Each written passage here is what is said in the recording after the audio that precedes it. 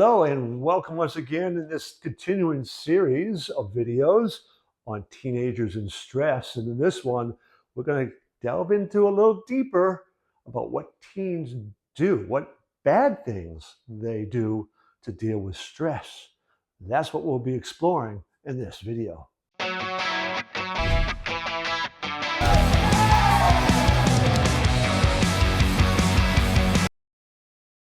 I think we all could probably name a lot of the things that we're going to need to talk about, right? So some of the really tough behaviors that we might see would be things like disordered eating, sexual promiscuity, drug and alcohol abuse, self-harm, leading right into suicidal ideation. So that's what we're going to be talking about in this video. There's so much playing into this idea of self-medication and dealing with stress through self-medication, drug and alcohol use.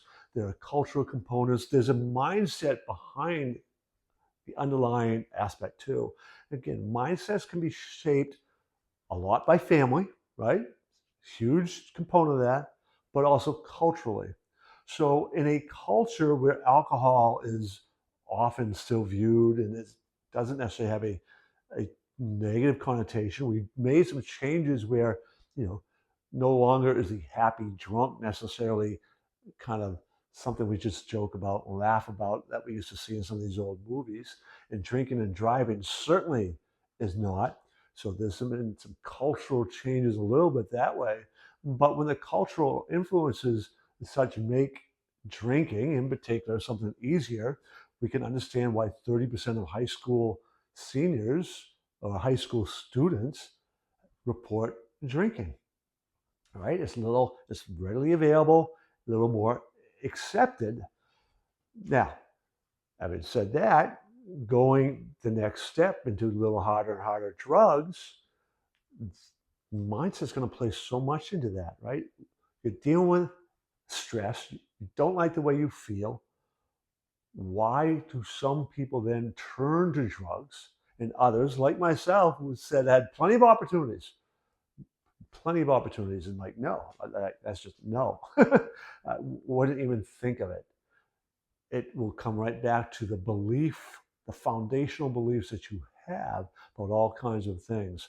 So self-medication, drug, alcohol use, really it's something, self-medication, but it's going to point right back to mindset, while some will say yes to that as being a way to deal with it, and others will say no.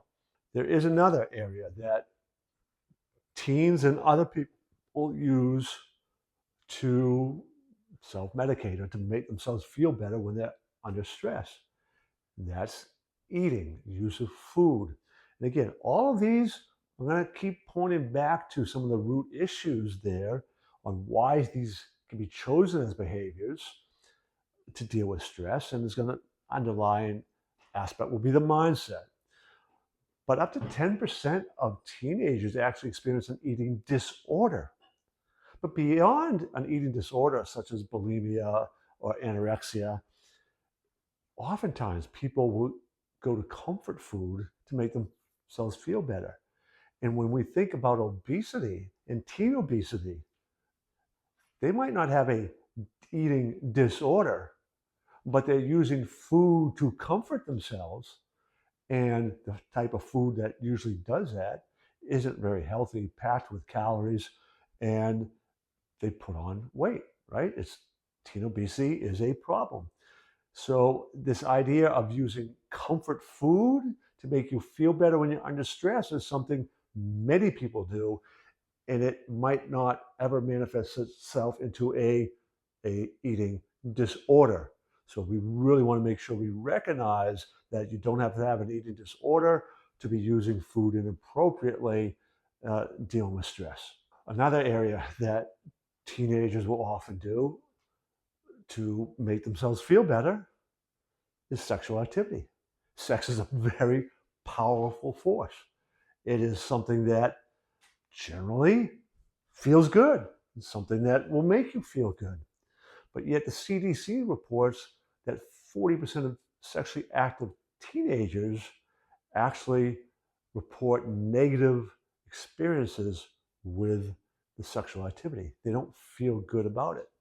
Now, there's so much that plays into that again. It points right back to mindset and the beliefs you have about sexual activity, and certainly the cultural, right? And how much sex is portrayed throughout the culture. And the idea that you're going to have sex. So that's what teenagers do. That is hinted at and even not pretty blatantly even shown in media, uh, culture, popular media, music, all of that. That certainly plays into if you aren't feeling that good, you're attracted to somebody, let's have sex, it feels good, and you can kind of then, all right, go to another person, have that opportunity, and another. And that promiscuity, as you're trying to, make yourself feel better through a powerful force, your willingness to have multiple partners is going to go directly feed back to your mindset. So all of those things that teenagers do that we're talking about here, the underlying factor, as I repeat over and over and over and over again, is their mindset. The last area is kind of a somber one I want to talk about. We have to address it: self-harm and suicidal ideation. So once again, when you are under stress and you're feeling all this pressure inside of you, right? You aren't feeling good about yourself. You're kind of overwhelmed. You're anxious. You're all this emotions that are just kind of really wearing on you, getting to you. You've had no outlet. Very often, you've begun to try these other fixes, maybe drugs and sex and other things. And now you still aren't feeling good. And according to the CDC, 1 in 5 teenage girls report doing self-harm. Cutting is a big one, right? Where they cut themselves purposely, kind of scar up their wrists and their hands, and wrists one is a big one. And they just, it's trying to understand that is well, on the simple terms, it's an escape. They aren't feeling good. They don't know what to do, and sometimes their brain does bizarre things. So this idea of self-harm, they actually just trying to get help from that behavior, right? So that behavior internally is not actually a negative, all right? So it's sometimes hard for us to understand that. That can keep going, right? When you aren't feeling good, and maybe even you begin to like, why did I do that? I didn't like doing that. And you've been having difficulties with the drugs and the alcohol and a lot of sexual partners, and you're spiraling down. That's when you can begin to maybe contemplate suicide. Again, the CDC reported that 22% of teenagers seriously considered suicide. 22%. Wow. But when you understand the data that says 42% feel persistent feelings of hopelessness, those numbers can begin to kind of make a little more sense. And I can still remember a teenage girl, middle school girl, who was a cutter, right? There's so much going on. She felt so bad about herself. Her family situation was not positive. Her father, separated from her mom, was not really, in many regards, he was violent and alcoholic, and there was a lot of issues that way.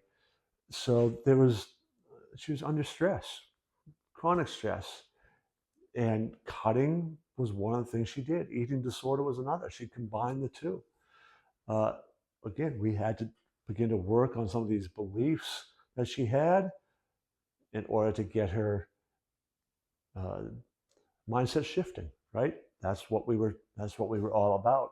And when we did, everything began to change. The relationships at school, the academics at school, everything began to change. All right, as we come to yet the end of another video, I would love to see you subscribe to the channel, check out our other videos, and please share this or like this or make some comments. Tell us your stories. Tell us some of the things that you maybe have seen your teenager do, or if you are a teenager, some of the things, some of the traps that you felt. Uh, Share that, like this, and I hope to see you in another video.